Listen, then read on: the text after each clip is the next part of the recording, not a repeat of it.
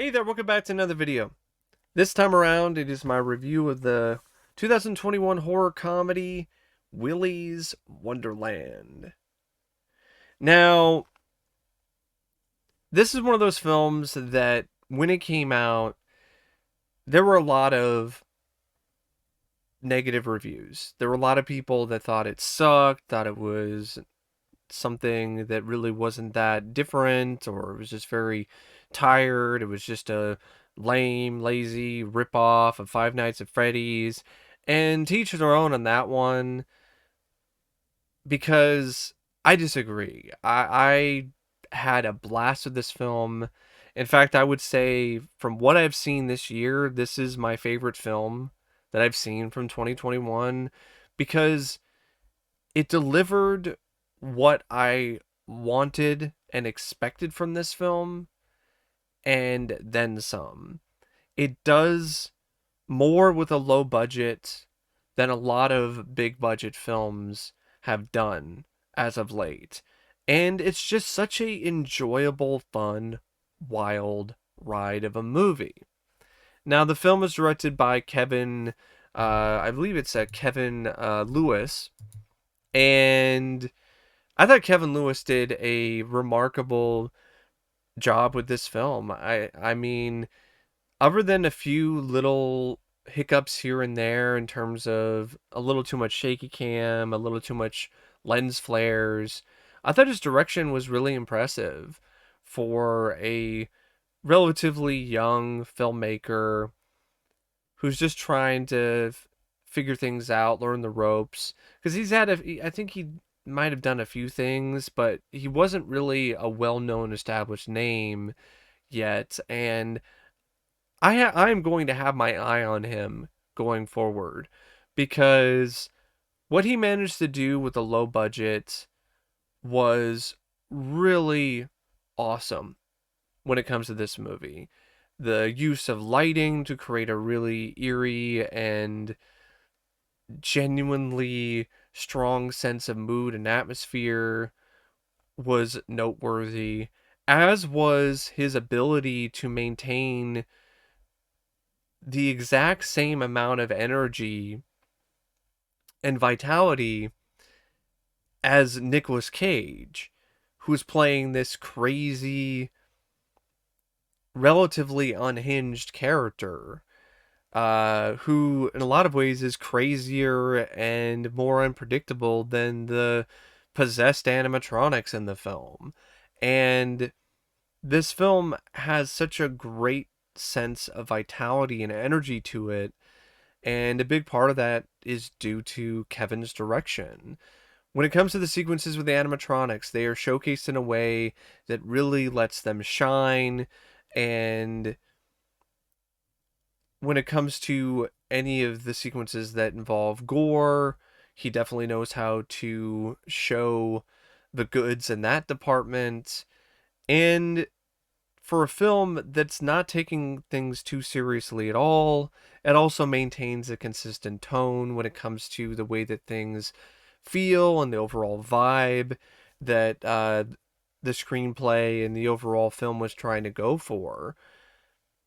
And like I said, it really does have a great look to it. It has direction that, in a lot of ways, is more impressive than not only a lot of other films that are of a similar budget, but movies that have a budget that's twice, sometimes even three times as much as what they had to work with this film, if not even more than that. Because I've seen multi-million dollar films. I've seen films that have cost like 40, $50 million look cheaper than this film did. And you could tell that he also had a blast with this concept, and he had a genuine amount of passion for this project. And when it comes to directing, especially a low budget independent direct to video kind of film, passion goes so far. It goes a long way. And you can tell when someone's just kind of going through the motions. I mean, even really good legendary directors have had moments where their direction just falls flat. For instance, John Carpenter in the last film that he directed, The Ward, I can say with utmost confidence that Kevin's direction in Willy's Wonderland is much better than John Carpenter's direction in The Ward.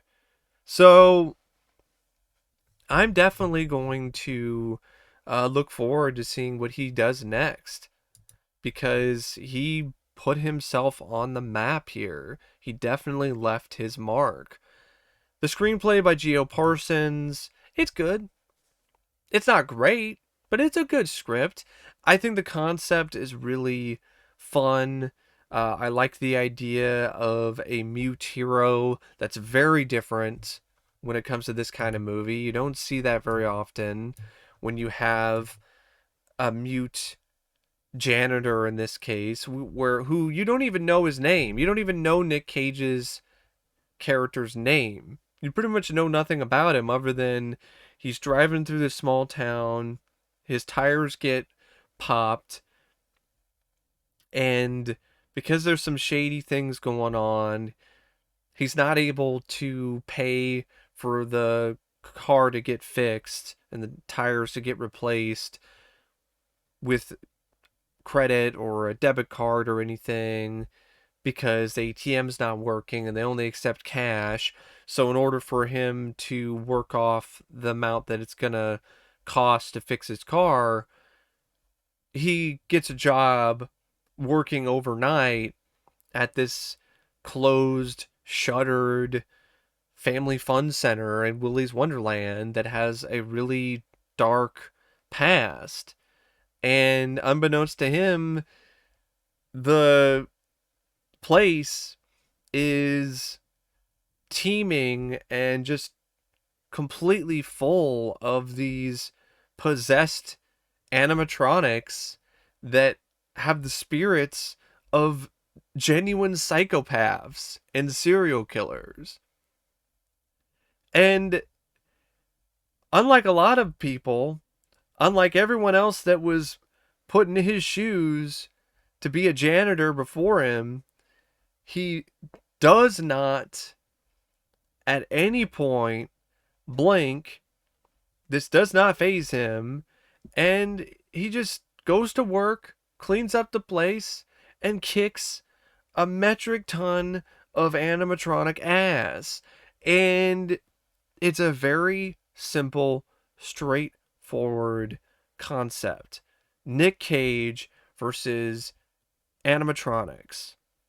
And it doesn't try to overdo things. It doesn't try to force things. It doesn't try to be something that it's not. It doesn't try to really make any statements about society or have a lot of subtext. It just sets out to deliver a entertaining ride, a wild party with Nick Cage at the center of it, whooping animatronic ass. And it's a formula that works. Are there some things about the script that could be a little better? Absolutely. The stuff with the teenagers, it's there, it's okay, but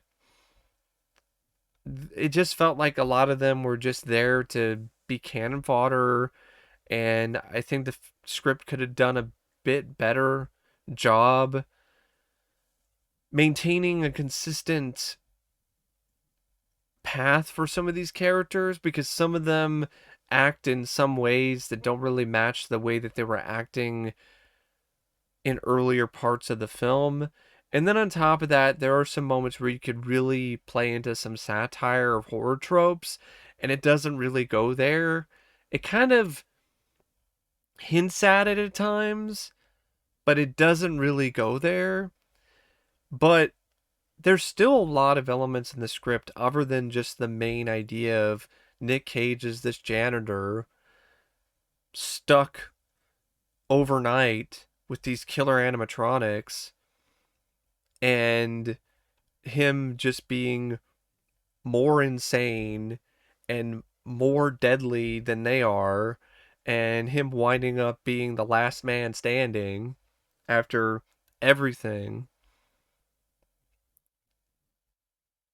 That's some really nice stuff, but there's also some other things that I thought were quite intriguing. For instance, I actually like the idea of him taking 15-minute breaks. There's like a moment where he's with one of the teenagers, and two of the animatronics are going after him and this girl, and he's just like, nope, time for my break. Hey girl, here's this knife. I'm gonna go on my break. You got this. And then he comes back later after his break and having his soda and having his uh pinball time, and then quickly goes back to kicking ass. And that leads to later on one of my favorite scenes in the film, one of my favorite scenes that I've seen all year. Nick Cage just going all out there in terms of unbridled enthusiasm and happiness playing pinball. Uh, Nick Cage dancing while he's playing pinball in this movie is such a mood, and it's a mood that I am all for. And it was just a really fun scene that put a smile on my face. And there were a lot of other moments like that that just made me smile and uh, made me chuckle in terms of how absurd some of them were. And even though Nick Cage, in a lot of ways, is not your typical hero, I still felt he was heroic enough.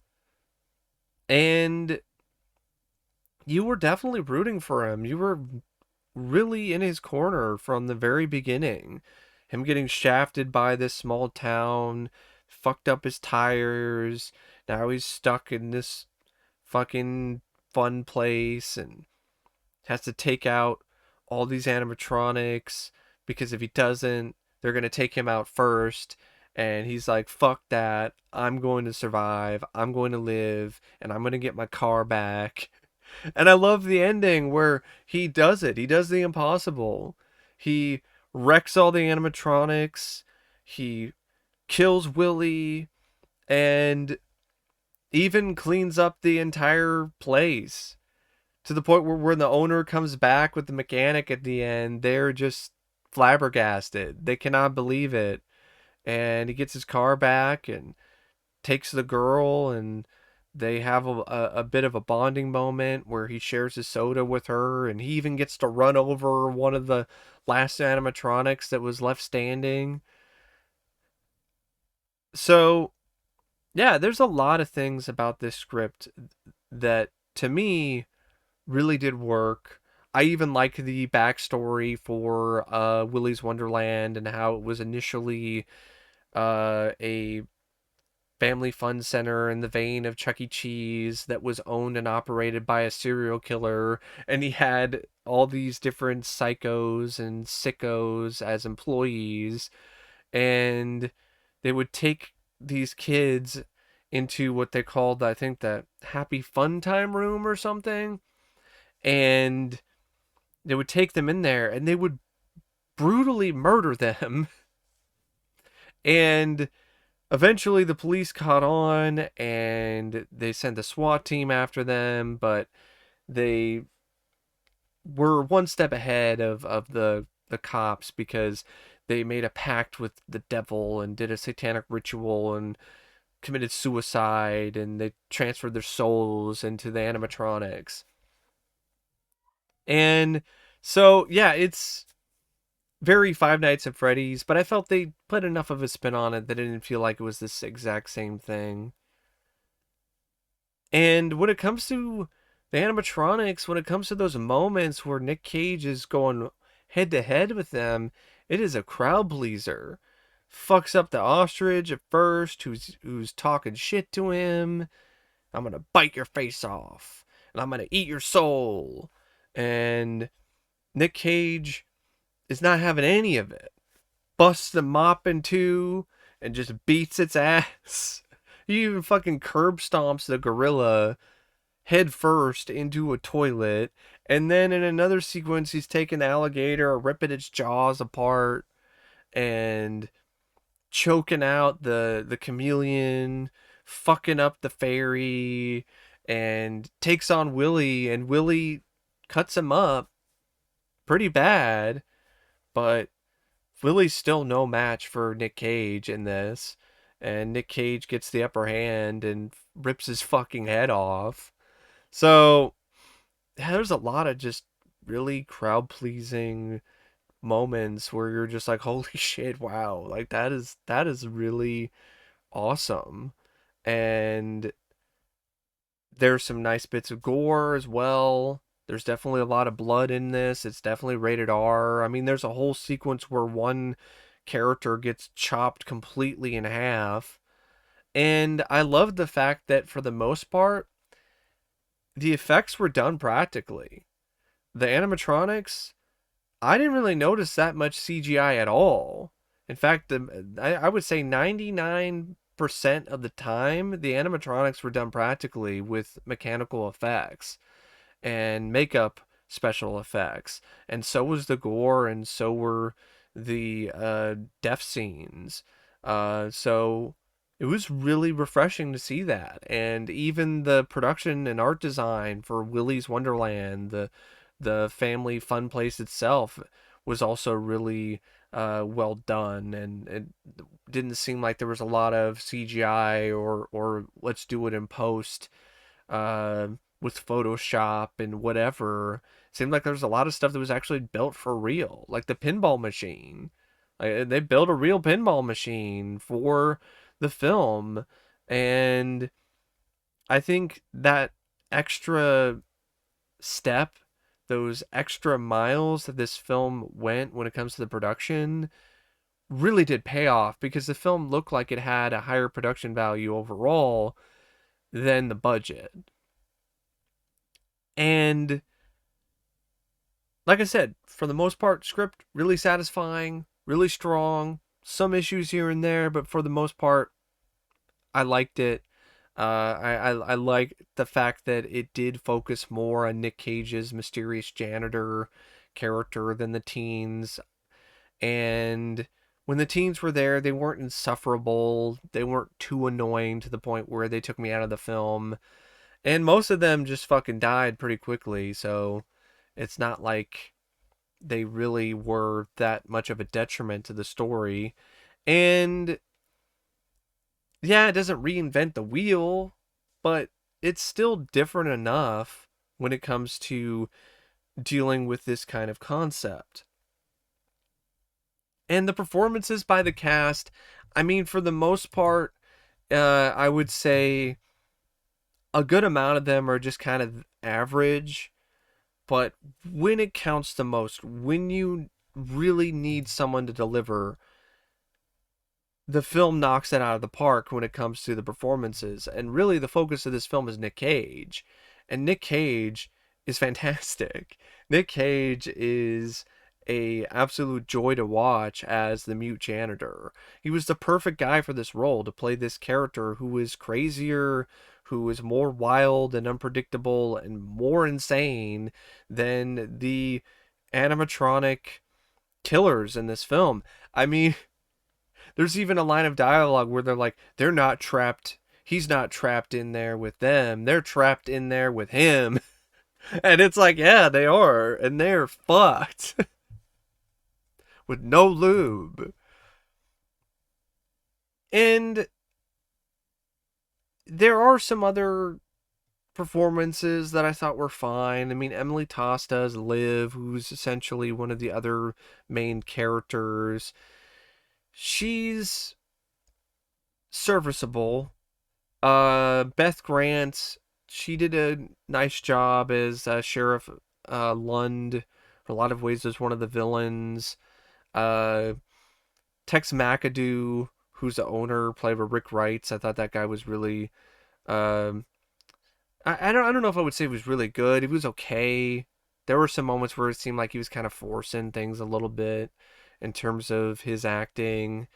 Um, And the rest of the teens, I don't really need to say that much about the teens. Your typical performances by young actors playing clueless teenagers who are just there to get killed and add to the film's body count. But the film is intended to be a showcase for Nicolas Cage, and it definitely is. 100%. I also like the voice acting for the animatronics. They had a certain amount of personality to them, which I really definitely enjoyed. And there are other elements too about this film that I thought were impressive and genuinely incredible. For one, I love this score. I love the score by Emoy, as well as the original music that they used. The Willy's Wonderland song. It's a throwback 80s track, the kind of music that I just adore. And it was catchy and it was really well produced. There were some other bits of music that I also thought were uh, good. I mean, for instance, the jingle for Willy's Wonderland, that was pretty catchy. Um, and memorable and fun and witty. And there were some non original songs, some songs that you might recognize that were used in the film and used quite well. For instance, I really liked the use of Freebird at the end. I thought it fit really well. And it was something that I thought really did click. And from a standpoint when it comes to the technical aspects of the production, the film also shines with some nice cinematography by David Newbert and some really excellent editing by Ryan Liebert for the most part. There are some moments where it's a uh, little choppy, but for the most part, pretty consistently good, pretty consistently great when it comes to the editing. It's another aspect of the film that I really thought was um, quite solid and definitely something that really did elevate the film to a higher level. I love the way a lot of the cuts are made, especially when Nick Cage is going on his break and he's drinking his soda, he's crunching the can, throwing it in the trash. It really showcased a certain routine, and it enabled the film for some really genuinely funny moments because you would have these quick cuts and these quick edits that would cut away from the action and really leave a lot of awkward space, and then it would quickly turn on a dime and cut back to the frantic and chaotic pace and nature of the film. And it's something that easily could have come across as wonky or something that really isn't effective, but the editing is just so well done for the most part that it just comes across as really charming. And it's something that makes the film really good because of the fact that it just has this really fun editing style and a lot of really nice techniques in that vein and from that area of expertise that just make the film so much more energetic and lively. So